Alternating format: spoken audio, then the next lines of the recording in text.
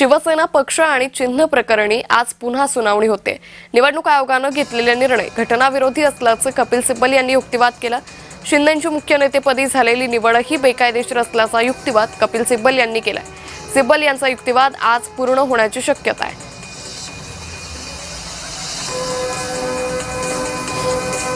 पुरावे दावे आम्ही करून काढू। ठीक आहे लहान मुलं आहेत असू द्या। सकाळी तुम्ही जो आरोप आता जसं आपल्याला एक बाल नरेंद्र आहेत ना, तसे काय त्याच्यापेक्षा छोटे नरेंद्र आलेले आहेत।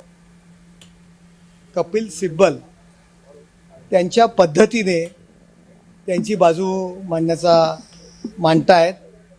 आमचा जेव्हा युक्तिवाद सुरू होईल तेव्हा आमच्या पद्धतीने आमची बाजू मांडू। पक्षांतर्गत निवडणुका झाल्यात की नाही झाल्यात सर्व जगाला माहीत आहे, परंतु ज्या पद्धतीने निवडणूक आयोगाला खलनायक बनवण्याचं काम सुरू आहे युक्तिवादातनं ते आपण पाहत आहे। त्यामुळे कोर्टाचा अंतर्गत विषय आहे।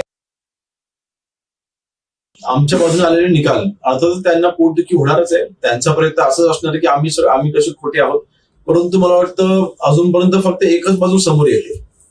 एकदा आमचे जे काही ऍडव्होकेट आहेत किंवा सॉलिसिटर आहेत ते जेव्हा तिथे बाजू मांडायला सुरुवात होईल ह्याच्यात सगळी काउंटर उत्तरं मिळणार आहेत ना, आणि ती उत्तरं ज्या वेळेला मिळतील तर आज त्यांचा जो कॉन्फिडन्स आहे ना तो शून्य होईल हा माझा विश्वास आहे।